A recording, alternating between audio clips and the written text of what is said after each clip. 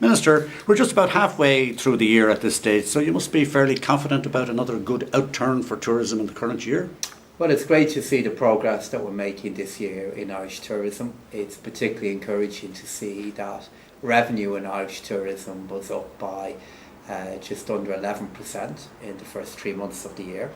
And in the first 5 months of the year, the number of visits in and out of our country has now increased by 12%.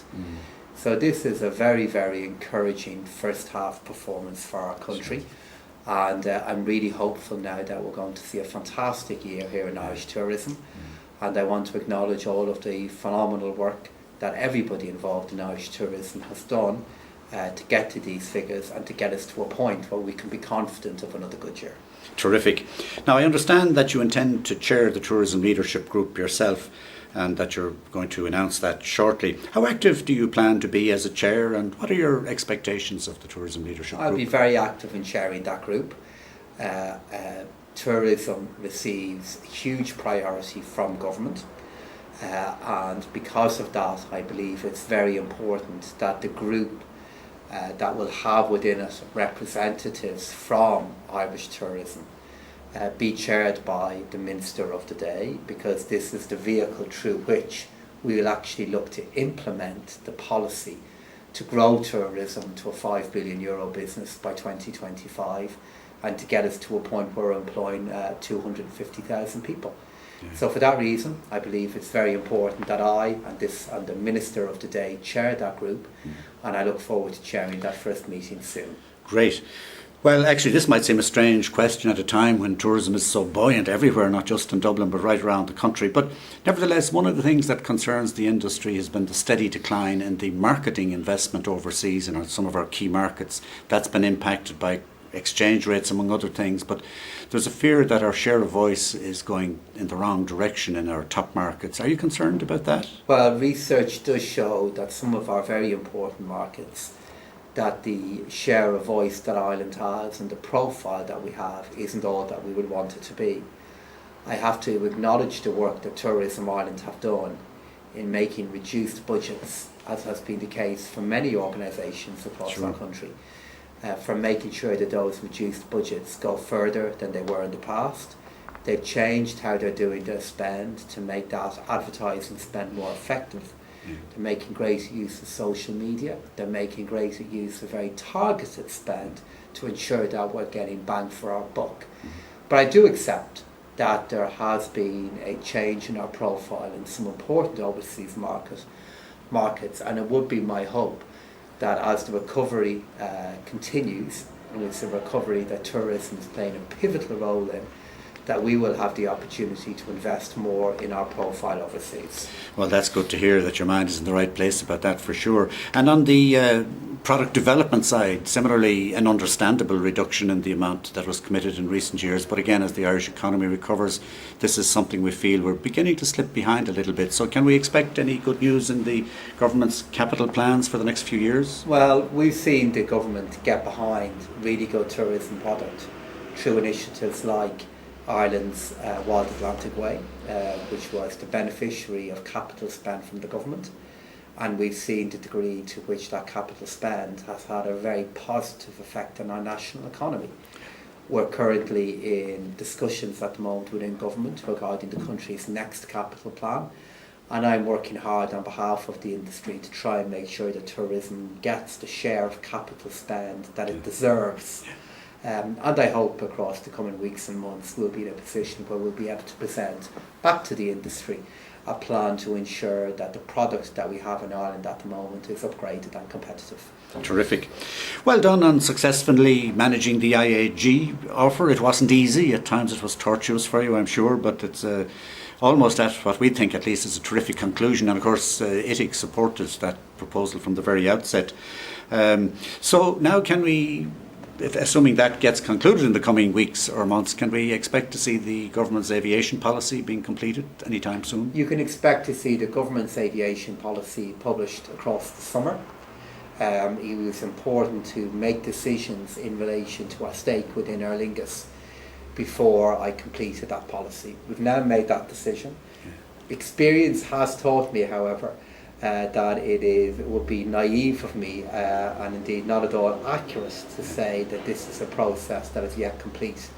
As I speak Sure. to you now, other shareholders are weighing up what they want to do Sure. in relation to Aer Lingus. Those decisions may well have been made by the time your members have a chance to see our interview here.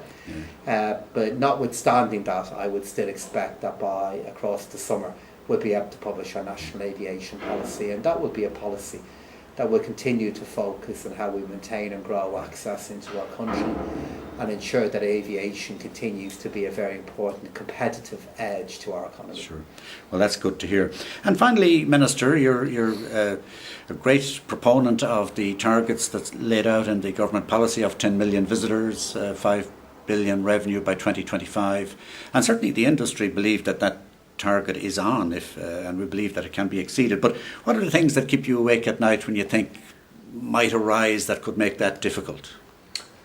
Well, in weighing it all up, I'd have to acknowledge firstly the things that give me great hope that we can give those figures.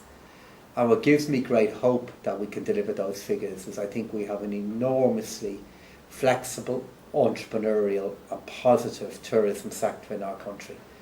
It is to their nearly eternal credit that we have, with support from government through measures like the lower VAT rate, have managed to regain so quickly so much competitiveness that was lost across the tiger period of our economy.